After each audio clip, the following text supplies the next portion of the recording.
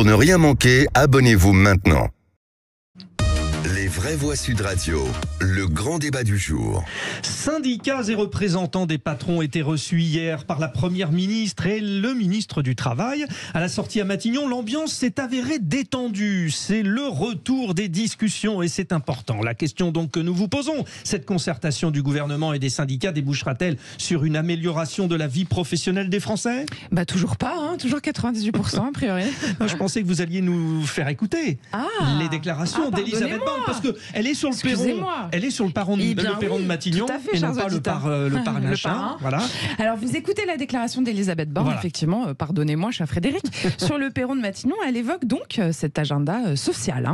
Donc aujourd'hui, on a donc un agenda social ambitieux, très dense pour les prochains mois. Et je pense que c'est important que les organisations syndicales et patronales prennent toute leur part pour apporter des réponses aux préoccupations, aux inquiétudes des salariés et des Français de façon générale. Alors, c'est de bon augure ou pas, Philippe Bilger ? On sent quand même qu'il y a des ouvertures dans ce monde de brut. Je me suis assez plaint en général de la conception étrange du syndicalisme en France, qui considère que tout avantage doit donner l'impression d'être arraché au pouvoir, extorqué à l'État. Et là, je trouve que ce qui se passe, si ça débouche sur des effets positifs, c'est une volonté de pacification. Au fond, c'est comme ça que devrait fonctionner une démocratie. Il n'est pas interdit à un pouvoir de prendre l'initiative de réunir les organisations syndicales et de discuter avec elles pour convenir d'avancées communes. Réaction Françoise, alors ? Écoutez, moi je veux bien tout ce qu'on veut, mais vous n'êtes pas le perdreau de l'année, moi non plus. Je veux bien qu'on fasse de la communication. Je veux bien que tout le monde joue le jeu, y compris Sophie Binet et Marie-Lise Léon, parce qu'elle débute, elle arrive dans le métier, même si elle a une grande expérience. Voilà, tout ça c'est vraiment charmant. Passe-moi le sel, passe-moi le poivre. Pour arriver à quoi ? Pensez vraiment que le gouvernement d'Emmanuel Macron, pensez vraiment qu'Elisabeth Borne va changer quelque chose fondamentalement à la façon dont ils ont tenu dans la tempête des retraites. La France entière leur disait arrêtez, la France entière leur disait retirez ce texte, la France entière leur disait recevez les syndicats. Au cœur de la crise, ce gouvernement et ce président n'ont pas bougé. Mais pourquoi voulez-vous qu'ils bougent ? Pourquoi voulez-vous qu'ils bougent ? Sauf si ça va dans leur sens. Je suis absolument désolé de vous dire que tout ça, c'est de la flûte. Vous verrez comment on aboutira. Il y a la loi travail qui arrive, il y a les réformes qui arrivent. On a Gabriel Attal qui commence déjà à pérorer en expliquant qu'ils vont demander l'an prochain encore plus d'efforts aux Français. Donc arrêtez de nous saouler avec votre communication. Bien sûr qu'il ne se passera rien comme d'habitude. Et oui, mon cher Philippe Bilger, toutes les réformes et tous les progrès sociaux se sont toujours arrachés au combat. Pas et toujours. ça, mais toujours. Donnez-moi une réforme. On peut en placer une. Attendez, alors c'est de la flûte ou c'est une volonté de pacification tout ça, Sébastien Ménard ? C'est évidemment une volonté de pacification. C'est, je dirais, la conséquence de ce qu'on a pu, et les uns et les autres, commenter, et moi-même critiquer pendant, je dirais, les échanges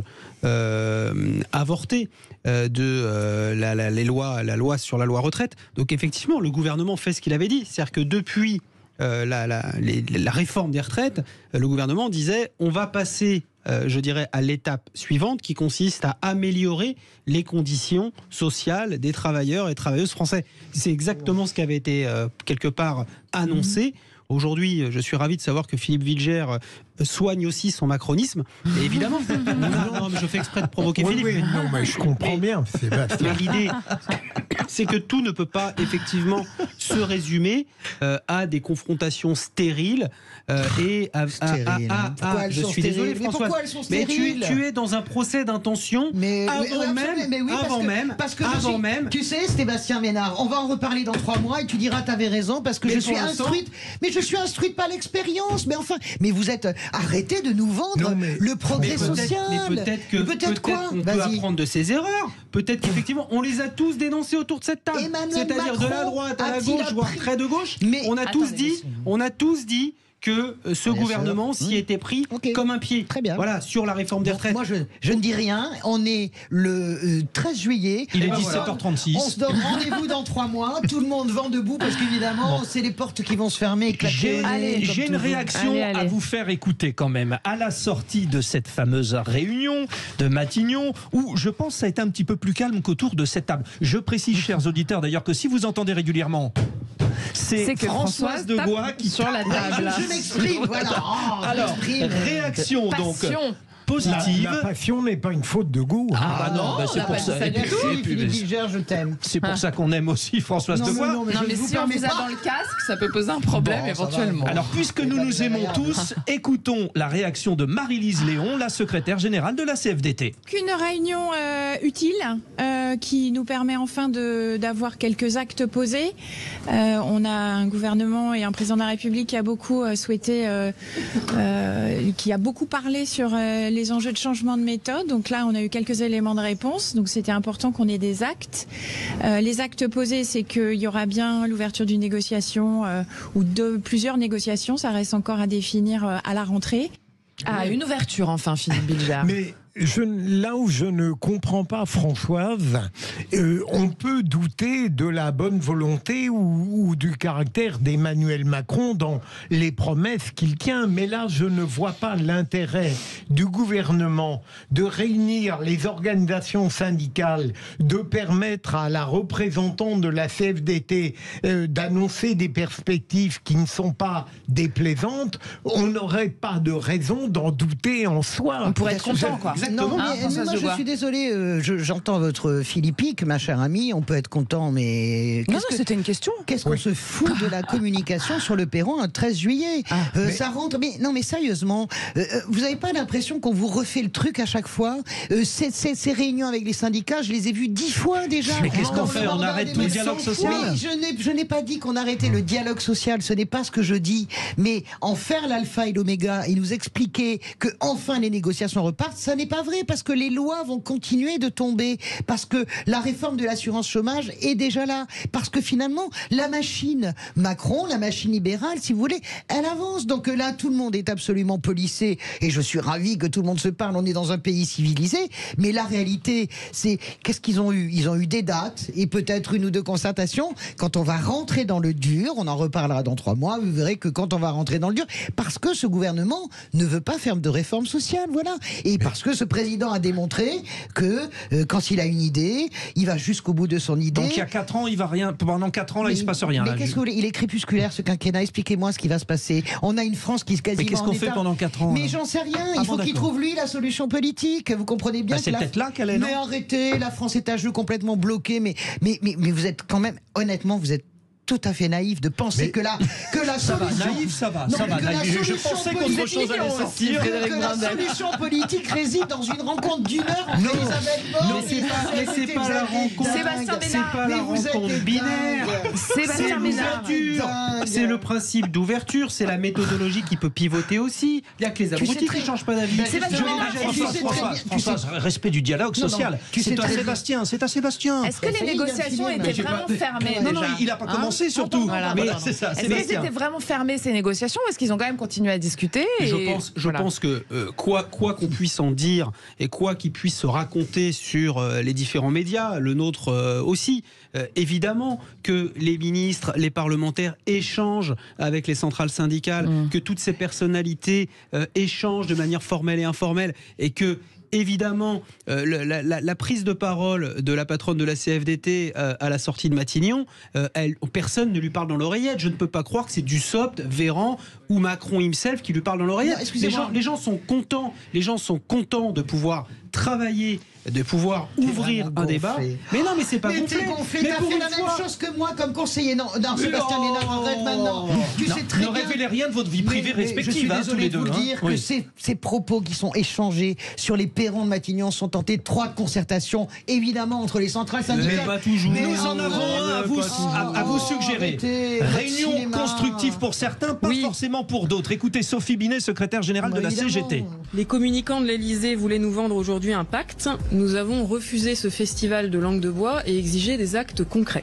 Je relève toutefois avec intérêt que la Première ministre a enfin fait preuve d'un frémissement d'autonomie face au patronat en annonçant un cadrage gouvernemental sur l'emploi des seniors et sur l'usure professionnelle. Cela reste timide, mais nous l'encourageons à continuer sur cette voie. Ah, c'est d'autant plus timide. Excusez-moi, allez-y, Françoise Degois. Sophie, moi, oui, mais non, c'était elle. C'est pas moi. Elle vous a appelé Sophie ? Non, j'ai dit Sophie Binet. Vous m'avez.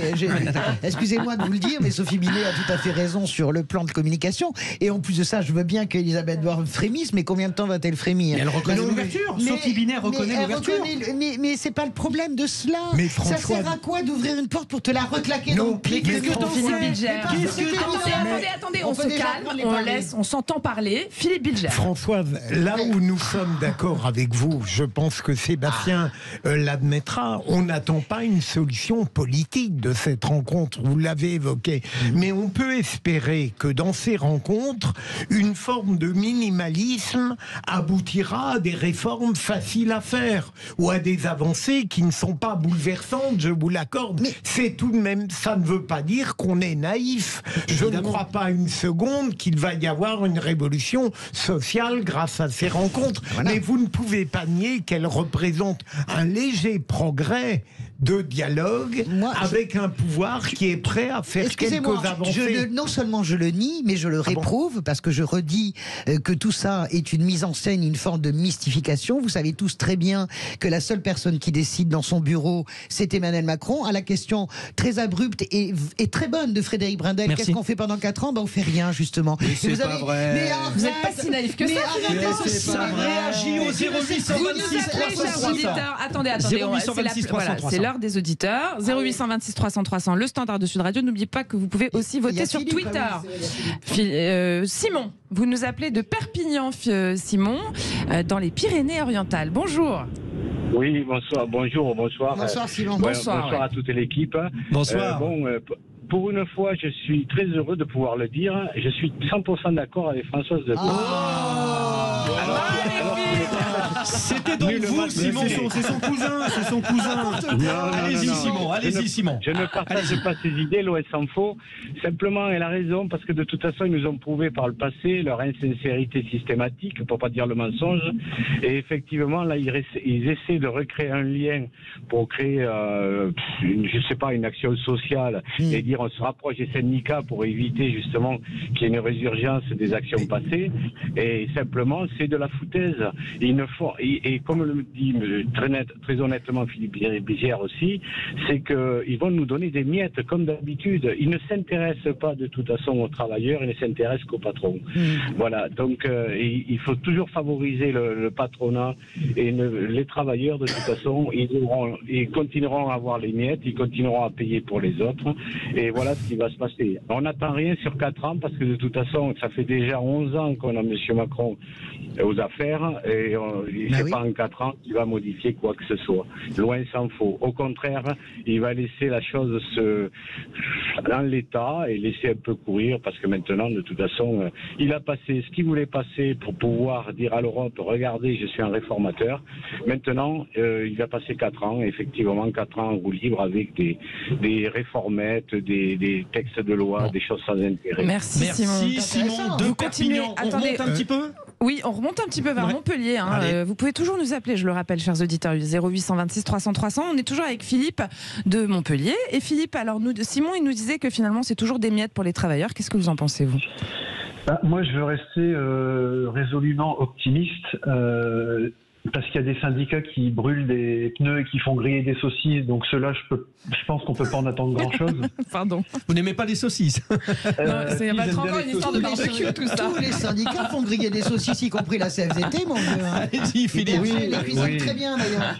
Je pense qu'il faut faire un bisou à Françoise, elle est très agacée. Non, pas du tout. Elle a un grand sourire. Je suis absolument éclaté de rire parce que parce qu'elle mange des saucisses. Non, puis je rigole surtout de ces clichés débiles. Non, mais Philippe a beaucoup d'humour, je trouve. On vous écoute. Allez-y, Philippe de Montpellier. Alors, de l'humour, je sais pas, mais je vais être optimiste parce que vous avez des syndicats qui, je pense et je crois quand même en la bonne volonté de l'homme. Il y a des solutions à apporter et aujourd'hui, on a besoin de solutions et pas de révolution. La révolution, ça suffit. On voit ce que ça coûte, on voit ce que ça donne comme image à la télé. Donc, je pense qu'il y a des syndicats qui peuvent faire avancer les choses. Certes, des miettes, Mais si on commence par des miettes, on peut peut-être avoir la baguette par la suite. Les miettes pour la baguette. Est-ce que les miettes pour la baguette? Françoise, vous rigolez. Moi, je trouve que c'est très construit ce que dit Philippe. Sébastien Ménard. Et puis, S'il vous plaît. Je te rappelle que Sébastien Ménard. Je te rappelle que l'un de tes anciens camarades de jeu, à savoir Michel Sapin, au moment où le chômage augmentait, parlait de légère inflexion. Eh ben, si tu crois pas que je me suis pas moqué de Michel Sapin, parenthèse fermée, Sébastien Ménard répond à Philippe de Montpellier. Bah, il est d'accord, Ménard, bien sûr. Non, mais Françoise. Moi, je vais dire à Philippe que on a des raisons d'espérer dans la mesure où quand on décide de changer de méthode, c'est-à-dire qu'on est dans l'écoute, qu'on est dans le partage, qu'on est dans la co-construction, j'ai la faiblesse de croire que ça peut aboutir en tout cas à des choses différentes. Voilà. D'autant que ça n'a pas toujours été le cas. Et encore une fois, c'est la 3e fois que je le dis dans cette émission, nous l'avons tous ensemble, collégialement et unanimement critiqué pendant la réforme des retraites. Donc là, c'est une bonne nouvelle. Le gouvernement est au travail. Avec les syndicats, les uns et les autres vont pouvoir échanger, travailler et proposer. Et peut-être, et je dis bien peut-être, j'ai aucune certitude là-dessus, on pourra faire avancer, en tout cas améliorer les conditions sociales. Vous dites que ça ne sert à rien les syndicats. Alors moi, je n'ai pas dit que ça servait à rien. Moi, c'est notre premier auditeur. Je voudrais très aimablement dire à Simon que ce qui me gêne, c'est la détestation de Macron en bloc et la suspicion pour n'importe quoi d'une sorte d'hypocrisie et de simulacre. C'est tout de même un petit peu gênant de la part d'un citoyen qui a évidemment le droit de s'exprimer d'être si négatif par principe. Ça me perturbe. Mais non, mais principe pour ressenti. Macron ferait quelque chose de bien qu'on serait peut-être les uns et les autres capables de dire que c'est mauvais. Bon, excuse-moi, quand il fait des choses bien, je le dis, je l'ai toujours défendu sur l'Ukraine, c'est pas vrai. Sur l'Ukraine, je le défends. Je l'ai défendu sur Naël, sur sa première réaction, donc arrêtez ce cinéma. Deuxièmement, oui, absolument. Mais non, mais Philippe, vous passez votre année à dire qu'il est insincère et qu'il fait de la com. C'est pas vrai, mais c'est pas vrai. Écoutez-vous, Françoise a la parole. Comment est-ce que vous pouvez taper Simon, enfin gentiment, griffer Simon en lui disant « Je comprends pas, mais vous êtes le premier en permanence à dénoncer l'insincérité. » Mais pas là, François. Mais est-ce que vous pouvez imaginer que nous sommes instruits par l'expérience, bon sang de bois? Arrêtez de penser que nous faisons des procès d'intention. Emmanuel Macron, ça fait 6 ans qu'il gouverne. Il refait toujours la même chose. Je fais un grand débat. Vous savez où ils sont? Les doléances du grand débat. Elles servent à caler les meubles dans les sous-préfectures en France. C'était très bien. Ce débat de passion est passionnant, mais on va être obligé de revenir. Parlons-vrai sur Sud Radio avec nos vraies voix, bien sûr. Et puis juste dans quelques instants, c'est le quiz. On va jouer. Restez là, chers auditeurs. À tout de suite.